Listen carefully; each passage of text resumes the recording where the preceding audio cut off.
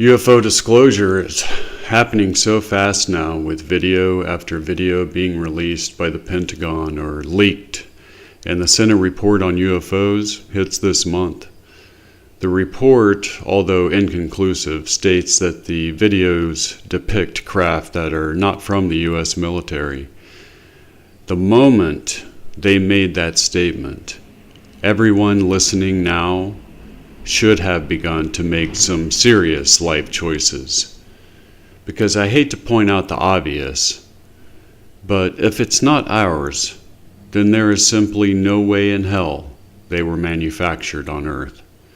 Besides, people like us know the long, dark, bloody history of the UFO cover-up.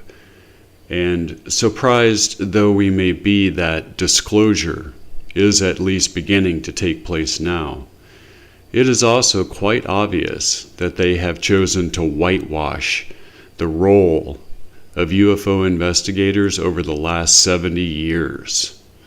Many of whom paid the ultimate price with their lives, attempting to bring the truth to the rest of humanity. I recently released a video on this channel about the unsolved murders of UFO investigators through the years. Take a look.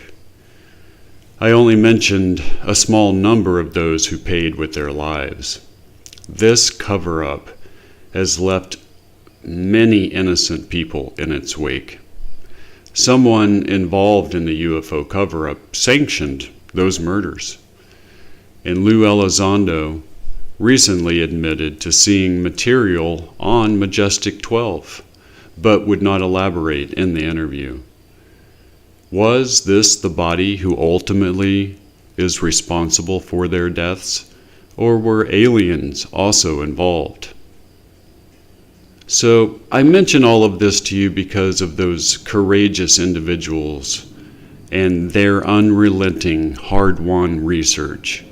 This research and the hidden knowledge within it has just recently opened whole new vistas of intelligence that resides in the absolute deepest recesses of all secrecy on this planet. When most people hear the term reptilian alien, even some hardened paranormal investigators, their eyes start to glaze over with pure disbelief. Others clearly know the reality of the situation, and as improbable as it may sound, what I have to tell you is completely true. My reports are culminated and collated out of all published material on any given subject that I'm investigating. What I do is called forensic investigation, and every possible piece of information is gone over again and again and again till the unseen connections begin to present themselves. The advantage to this is that I'm able to show you how and why these subjects matter to you in your life and in real time. The paranormal is the normal, just not yet understood by those who we deem scientists. On this video, I'm not going to bore you for hours quoting all the credible sources from which this information is derived. I'm simply just going to tell it to you straight. I'm going to lay it out for you to play it out, and what you do with that information is up to you. Keep one thing at the forefront of your mind during this report. The Pentagon has now officially admitted that UFOs are real and of completely unknown origin. What makes you think anything else is impossible? I thought about walking you guys through the complete lineage of knowledge of the reptilian aliens in modern UFO subculture, but what would be the point really, except for those interested in the details of history? So instead, I will just mention briefly the chain of custody, if you will, of the reptilian conspiracy as it is culminated today. Michael Barkin, professor of political science at Syracuse University, posits the idea of a reptilian conspiracy originated in the fiction of Conan the Barbarian, who was created by a writer named Robert E. Howard. The first appearance of the Serpent Men in literature was in Howard's story, The Shadow Kingdom, published in the magazine Weird Tales in August of 1929.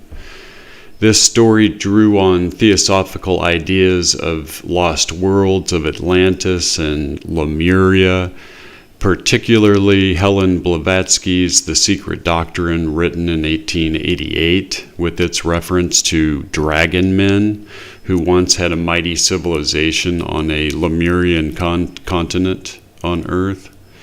Howard's serpent men were described as humanoids with human bodies and snake heads who were able to imitate humans at will and who lived in underground passages and used their shape-changing and mind control abilities to infiltrate humanity. Then, in the 1940s, a man named Maurice Doreal wrote a pamphlet entitled Mysteries of the Gobi that described a serpent race with bodies like a great snake and an ability to take human form. The reptilians also appeared in a poem Doreal wrote titled The Emerald Tablets, in which he referred to the Emerald Tablets as having been written by Thoth, an Atlantean priest king. Professor Barkin asserts that David Icke got his ideas about the reptilian aliens from those documented sources. Obviously, however, Professor Barkin is in grave error. But that is the accepted chain of custody for the reptilian conspiracy as far as the public records go. And I only included this information for the interested historians out there. But that's enough of the academic numbers. Now, I'm just going to tell you the way it is, and where humanity stands now in the face of this threat. I always encourage people to look up information for themselves. If you do, you will quickly realize that the information I provide in all of my videos is of the highest quality available. The truth is, no one knows where Howard got his information on the reptilians, but everything he wrote appears to be the truth. And Madame Blavatsky, well, she is considered by many to be the most knowledgeable occultist of all time. And she had access to manuscripts and ancient writings that we can only dream about today. Was Howard abducted? Was that how he knew the things he knew? The first documented abduction by reptilians occurred in 1969 in Nebraska to a police officer. Here's a picture of that man. In the alien abduction phenomenon itself, as it was studied over a 40-year period by Dr. John E. Mack, Dr. David M. Jacobs, Bud Hopkins, Whitley Strieber, Linda Howe, and many others. The reptilians don't show up very often, and there is only one simple reason for this. The reptilians do not bring their victims back. It plays out like this. I mentioned in one of my films titled Aliens in Antarctica Mystery Solved about the war between Mars and another planet. During this time period, the Martian civilization, whose inhabitants were humanish in appearance, were in a battle for their survival with a neighboring planet that was inhabited by a reptilian humanoid species.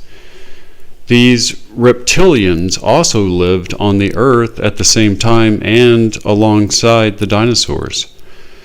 As I discussed in that film, the Martians were able to completely destroy Nibiru, this neighboring planet, with a planet-killing weapon just before the destruction of their climate by the reptilians. Part of this war included both directed asteroids as well as combat weapons on the intelligent reptilians who were on the Earth. This destroyed the dinosaurs on the Earth and drove the reptilian aliens into underground bases where they have been ever since.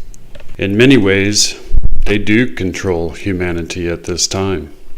All indications are that they have mastered what Tesla called the secret of the universe: frequency, vibration, and sound. David Icke and many others believe that these aliens have infiltrated and control things like the music industry, frequency, vibration, and sound.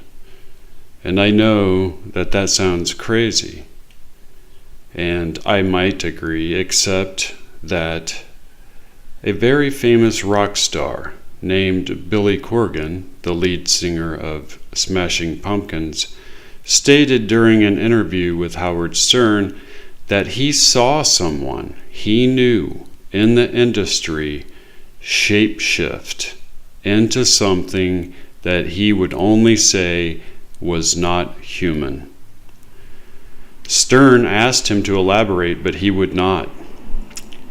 Later, he was asked about it in a Rolling Stone interview and simply stated that it was the truth and that he would not talk about it any further. Many sources, however, from deep levels are saying these reptilians control everything and are able to do so either through a genetic ability to shapeshift, or as many have reported, they have a kind of holographic technology that we cannot see through. The motive for doing so and for keeping themselves concealed is because they no longer exist in large numbers, and if discovered, destruction would certainly follow. It appears that this is exactly going to be the case. Now, along with that is a much darker, wholly disgusting, and reviling reason. They feed off of us. To be specific, they have systematic torture machinery in their underground bases that will cause the human body to perfectly produce an enzyme in their bloodstream that is of endless value to the reptilians. 4 of the world's most accomplished remote viewers were tasked with targeting the largest Operation Reptilian base in the United States. These viewers also stated that at the deepest levels of Area 51 are indeed reptilian aliens working in conjunction with human scientists. The viewers also described a horror show of genetic experimentation going on there. The largest operating base in the U.S. was described by these 4 viewers during blind targeting. The features they describe are that above the base are town-like structures, buildings like office buildings, all shapes and sizes, but not over a large area. They describe the architecture as looking very bland and doesn't stand out at all. You would never suspect a base is beneath. The surrounding countryside to the base was described by all 4 as incredibly beautiful and scenic, and 2 even mentioned the phrase national park-like area. They viewed men in black at this location, and one of the men in black was phase shifting in and out from reptilian to men in black and back. There were MIB above and below in the base, and they sensed a heavy military presence at this location. It is unknown at what point the U.S. government or elements therein made a deal with the reptilians for some unknown reward, but it has been proposed that it was for technology. The viewers also saw people who had been abducted going through some sort of process where their appearance and identity were being changed, and then the reptilians were sending them back into the world for unknown purposes. This may provide valuable insight into how they have been able to maintain control over the human species. This base will be in a very mountainous and rural scenic area. The viewers are adamant that this base is in the U.S. and that it is operational right now. They described people in cages and then people going through systematic torture and horror in the most horrific ways imaginable. All the viewers came away a bit traumatized by what they saw.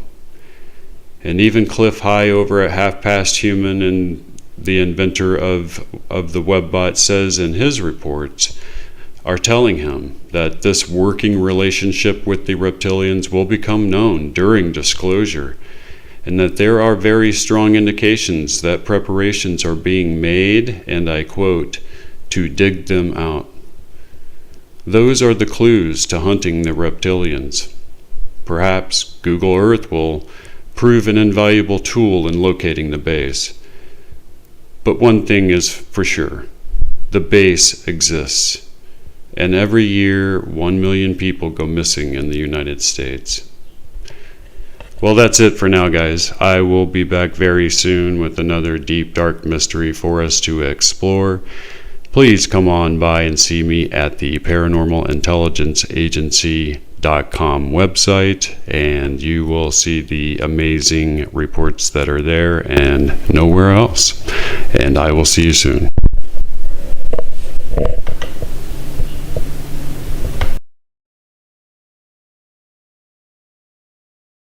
You have been watching a show on the CPI-ParaWorld YouTube channel.